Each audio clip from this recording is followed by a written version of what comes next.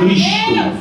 Esse livro que nós acabamos de ler aqui agora, segundo Crônicas, no capítulo 7, do 11, aleluia, ao versículo 16, fala sobre Salomão, ele fazendo a obra do templo, levantando o templo. Mas olha que coisa tremenda, igreja. Esta revelação, esses dias, o Senhor tem me dado, e eu preguei também essa palavra lá na igreja. Olha que coisa tremenda. A Bíblia vai dizer que Salomão fez a casa.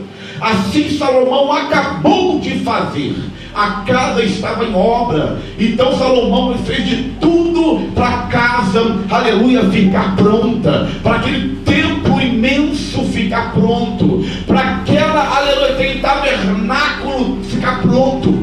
Aí, quando nós olhamos e enxergamos, igreja, nessa palavra, e você começa a estudar como foi feita a casa, aquela igreja, aquele templo que Salomão fez para adorar a Deus, a Bíblia vai dizer que somente a calçada era de ouro maciço, tinha bronze na parede, tinha ouro no chão, aleluia, tinha prata em alguns lugares. Olha que coisa tremenda, aleluia. Por quê? Porque Salomão, quando começou a intentar, ele começou a fazer a obra do Senhor, ele falou: o melhor tem que ser para Deus, aleluia, o melhor tem que ser para Deus. Então eu vou colocar ouro no chão, vou colocar prata na parede, vou colocar ouro maciço, vai derreter ouro em pó, eu vou fazer o melhor para Deus. E a Bíblia vai dizer, igreja, que Deus se agradou da obra, aleluia, que Salomão fez. Deus se agradou da obra que Salomão estava fazendo, aleluia. E Deus, aleluia, falou para Salomão: olha, a oração que se fizer neste lugar será ouvida, porque eu santifiquei este lugar, eu aceitei esse incenso, porque incenso, igreja, simboliza a oração. E Deus ali falou: Salomão, eu, aleluia, ouvirei as orações que se fizer neste templo, nesta casa, o meu nome está nesta casa. Mas tem um problema, a casa está linda, eu aceitei a obra, eu aceitei, aleluia, a minha glória está na casa, mas tem um problema: o povo está ferido, o povo está no erro. Olha que diz no versículo 14: e o seu meu povo, que se chama pelo meu nome, se humilhar. O povo se humilhar, ou seja, o povo não tinha ainda se humilhado. O povo não tinha se humilhado. Se o meu povo se humilhar, o povo não tinha se humilhado. O povo precisava se humilhar. A Bíblia diz, aleluia, humilhai-vos debaixo da potente mão do Senhor. A Bíblia não fala para mim, fala: Deus me humilha, não, está errado. Deus me humilha, Senhor, não. Eu não posso falar para Deus, Ele me humilhar. Se Deus nos humilhar, quem é nós? Quem será nós se Deus nos humilhar? Não, a Bíblia diz que não é para Deus nos humilhar, nós devemos nos humilhar nas mãos dele. Quantas vezes nós oramos: Deus me humilha, Senhor, me humilha, Senhor, me humilha. Não, se Deus te humilhar, você vai ficar na miséria. Se Deus me humilhar, eu vou ficar na miséria, aleluia. Mas quando nós se humilhamos, Deus ouve a nossa oração. Glória a Deus. E se o meu povo se humilhar e orar, o povo precisava ter comunhão com Deus, igreja. O povo precisava orar. Através da oração, aleluia, nós buscamos comunhão com o Senhor. Hoje eu estava com um amigo meu conversando, aleluia, um grande homem de Deus, e nós estávamos conversando, aleluia. Quantas pessoas ajoelham, aleluia, no chão, fica somente 3 minutinhos e tá bom não, aleluia. Quantas vezes nós passamos 1 hora, 2 horas conversando com o colega, mas quando chega para conversar com Deus, a gente fica nem 15 minutos. John Wesley, um dos fundadores da Wesleyana, aleluia, na Europa, ele, na casa dele, tinha uma mesinha, e nessa mesinha tinha a Bíblia. E a casa é de madeira, a casa ela está lá casa e ele passava horas e horas lendo a Bíblia e orando. Aleluia. Quando visitaram a casa dele, o local que John Wesley orava, a igreja, tinha as marcas do joelho dele no chão, aleluia, fundos assim, aleluia. E as pessoas que olhavam, aqui tem a mesinha que John Wesley oravam, aqui tem a Bíblia que ele orava, tudo bem, mas que essa marca no chão aqui? E as pessoas falam, aleluia, essas são as marcas do joelho de John Wesley. Mas tão fundo assim, é pelo tempo que ele passava orando, igreja. Aleluia, às vezes nós não estamos, aleluia, acostumados a orar, mas quando você hoje fica 5 minutos, amanhã você fica 10 minutos, no outro dia você fica 15 minutos, você fica tão acostumado de falar com o seu melhor amigo, que se chama Jesus de Nazaré, aleluia, que você não perde tempo com o mundo, você não perde tempo com o celular, aleluia, fica o dia todo na tua casa, aleluia, fica 24 horas no celular, aleluia, e não fica 10 minutos na Bíblia. Deus quer comunhão conosco, Deus quer comunhão com a igreja na face da terra. Por isso que a igreja hoje em dia, a igreja está precisando de um avivamento, aleluia, estão precisando de um avivamento. Igreja, olha que coisa tremenda, olha o que Deus requereu também do povo: se humilhar e orar. E falou mais assim, aleluia, buscar a minha face. É muito fácil, igreja, eu vim para a igreja, é muito fácil eu buscar eu no monte, mas além de tudo, eu não tenho somente que ir na igreja, eu não tenho que somente subir monte, somente isso não, eu tenho que almejar, desejar, buscar a face do Senhor. Eu tenho que estar no meu coração, pastora, buscar Deus, porque o que adianta eu vir para a igreja, aleluia, ajoelhar, só a pastora ver, só o pastor ver, não, eu não vim para ajoelhar para as pessoas ver, não, eu tenho que me ajoelhar fisicamente, mas eu também tenho que me ajoelhar espiritualmente. As pessoas estão vendo, as pessoas estão vendo eu jejuar, as pessoas estão vendo subir no monte, as pessoas estão vendo eu me ajoelhar, mas além de tudo, quem tem que ver tudo isso é o Jeová Jireh, aleluia. Ele vê aquilo que ninguém vê. Aleluia. O povo precisava orar naquela época, aleluia. E fala mais, olha que coisa tremenda: buscar minha face e se converter dos seus maus caminhos. A casa, pastor, estava linda ali, a casa tinha ouro aqui, prata ali, bronze ali, estava tudo, Deus confirmou a obra, mas o povo precisava ainda, aleluia, se converter, aleluia. Botei meu celular aqui, igreja, gravando áudio. A pastora tem um canal ali no Facebook, né? Porque a nossa voz precisa chegar longe também, por isso que nós temos o celular.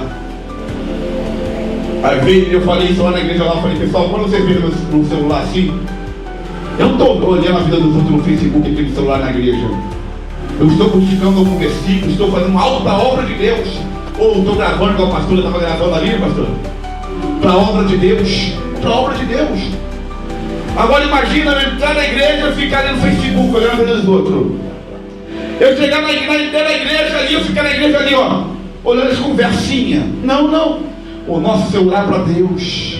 Eu estou gravando aqui agora e estarei colocando no meu canal do YouTube mais tarde, aleluia. Porque aonde a gente não pode ir, a nossa voz chega. Verdade. Jesus falou sobre os pregadores do telhado, já ouviu falar? Pregador do telhado, pregar no telhado? Eu não sou pombo para pregar no telhado, né? Não, porque Jesus falou pregadores do telhado. Até não pode vir para isso também, né? Pregador do telhado, é porque você prega aonde sua voz não pode ir. Sobre os telhados hoje em dia tem as antenas, tem os rádios, tem o Wi-Fi, então sua voz ela chega aonde você não pode ir. A Bíblia diz que a unção na vida de Paulo, igreja, era tão forte que os lenços de Paulo ia em locais que ele não podia ir, e expulsava demônios e curava os enfermos. Aleluia! Aleluia! Glória a Deus! Mas por quê? Porque Paulo aprendeu, aleluia, a buscar a presença. Paulo aprendeu a buscar a face do Deus Todo-Poderoso. O povo precisava se converter. Quantas pessoas andou com Jesus, subia a monte com Jesus, jejuava com Jesus, mas não tinha se entregado 100% para Jesus. Eu lembro de quem? De Judas. Nós sabemos que Judas, os discípulos de Jesus, tinha 3 Judas.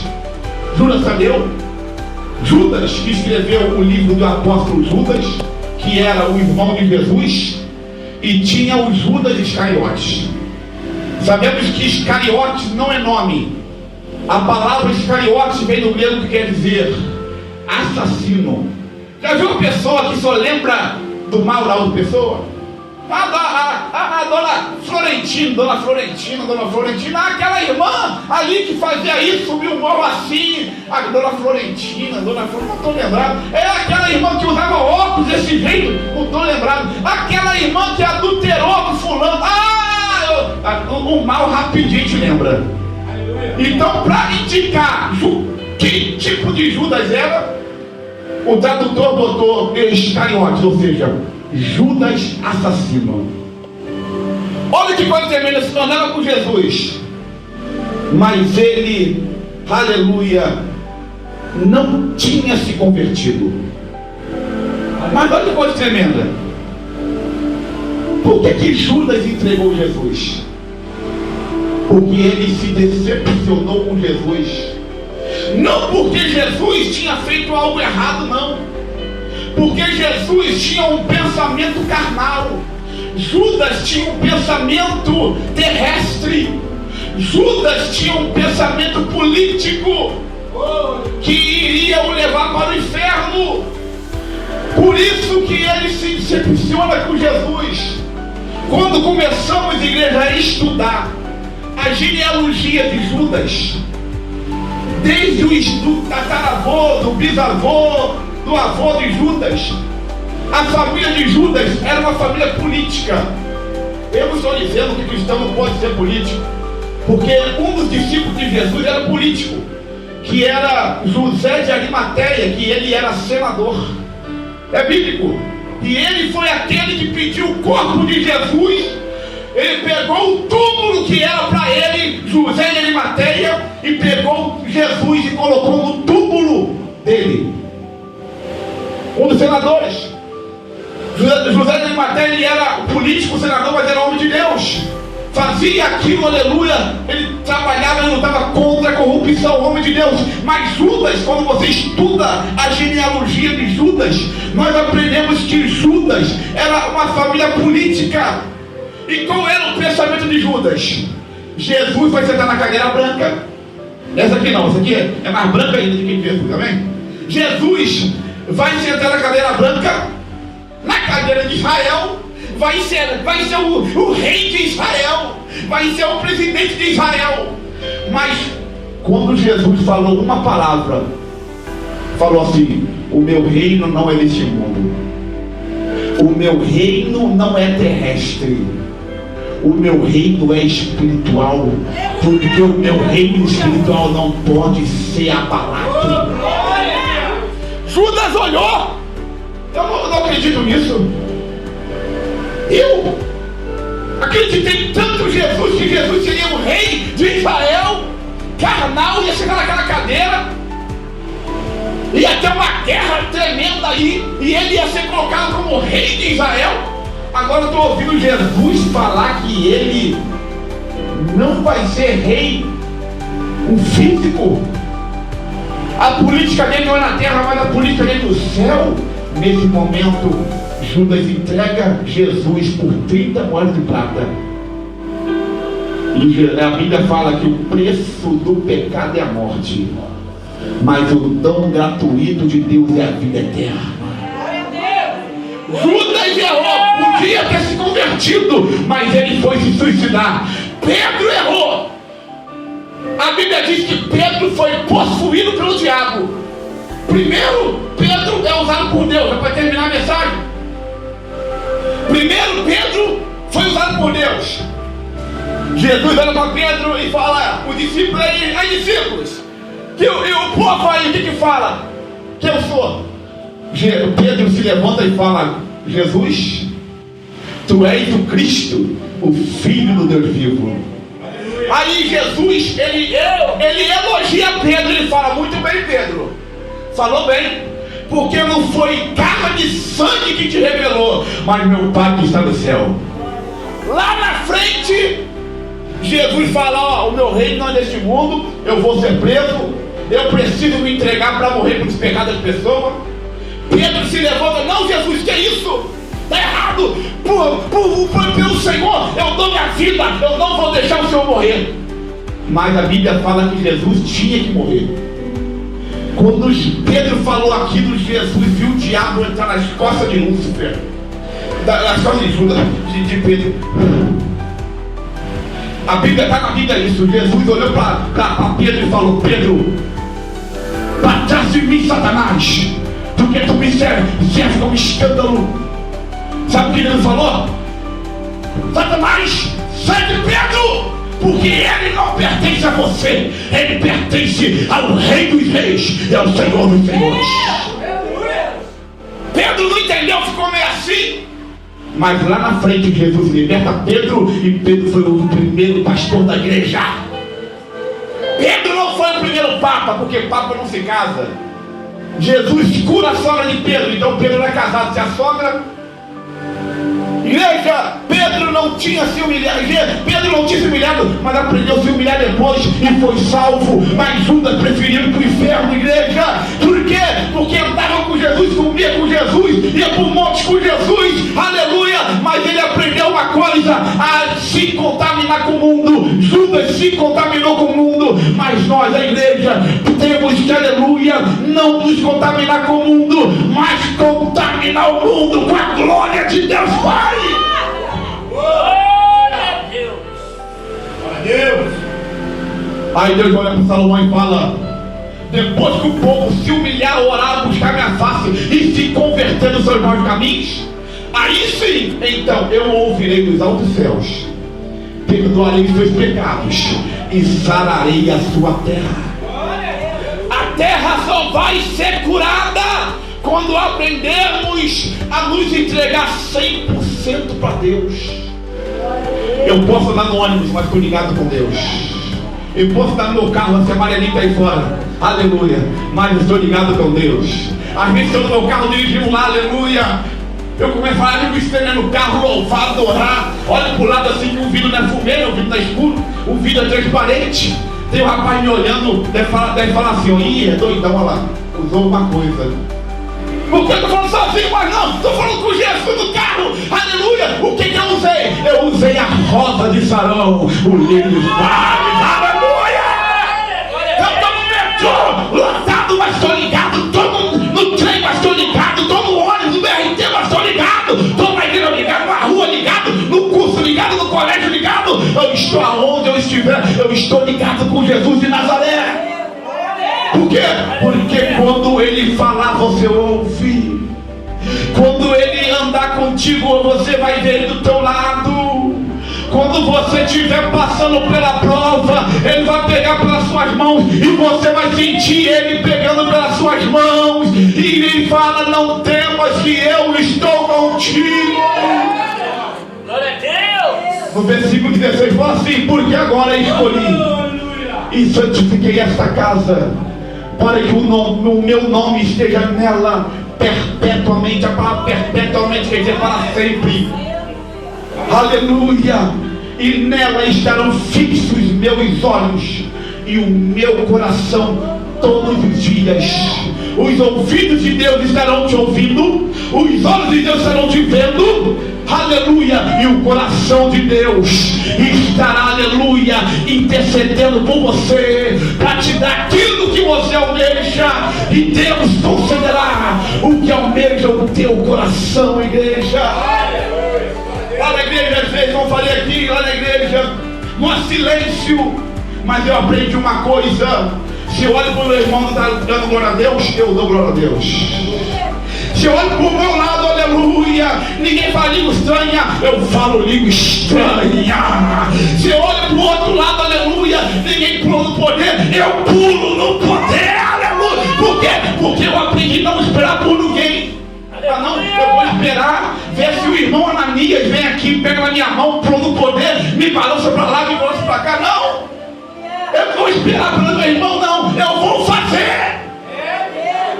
Não vou chegar lá na igreja, eu vou esperar meu irmão tocar em mim, né? Bater a bateria, play, né? Assim, mano, eu vou ganhar play, né? Play, isso aí. Pra mim pular, não! Com harpa, sem harpa, com bateria, sem bateria, no pandeiro, sem pandeiro, aleluia, com a pregação, sem pregação. Quando chegar na igreja ali, chegar na porta ali, já vou chegar, aleluia, pulando, já vou chegar cheio, já vou chegar cheio da glória. E quando o irmão pegar na minha mão, vai sentir a glória também, vai pular aqui, vai pular ali, vai pular lá, vai pular lá, porque estamos cheios da glória. Se os olhos de Deus estão aqui, se o coração de Deus está aqui, se o ouvido de Deus está aqui, eu vou fazer tudo para a glória de Deus descer também aqui. Deus me deu uma revelação muitos anos atrás, e essa revelação eu estava comentando, até comentei lá na igreja também, que vai ter dia que Jesus vai entrar na igreja, vai ter dias que Jesus vai entrar na igreja, e todo mundo vai sentir a presença dele. Ele vai permitir todo mundo sentir a presença dele. Ele vai permitir. Todo mundo vai pular, falar línguas. Mas vai ter dias que Jesus vai entrar na igreja e ele vai permitir ninguém sentir a presença dele. Ele vai sentar na igreja, vai assistir o culto e ninguém vai sentir a presença dele. Por quê? Aí a gente pergunta: por que, Jesus, o Senhor entrou aqui hoje e o Senhor não quis que ninguém sentisse a presença? Aí Jesus vai falar assim: porque eu procuro os verdadeiros adoradores que me adoram em espírito e em verdade. Aleluia! Glória a Deus! Você acha que eu falo em língua só quando eu sinto a presença de Deus? Não, porque Deus me deu o dom para me usar. Com a presença, sem presença, eu falo em línguas, porque eu não estou desviado, eu sou discípulo de Jesus. Você acha que eu só oro de joelho quando eu sinto a presença? Está errado. Se eu não estiver sentindo a presença, eu tenho que orar até a presença aparecer. Eu estou orando, não estou sentindo nada, eu continuo orando. Não estou sentindo nada, continuo orando. Não estou sentindo nada, continuo orando. Não estou sentindo nada, eu continuo orando. Por quê? 1 Tessalonicenses 5:17: orai sem cessar. Orai por mim no abrir da minha boca. Igreja, os olhos de Deus estão atentos para cada um de nós, mas Ele procura verdadeiros adoradores. E quem é verdadeiro adorador, levanta a mão da glória aqui nessa noite.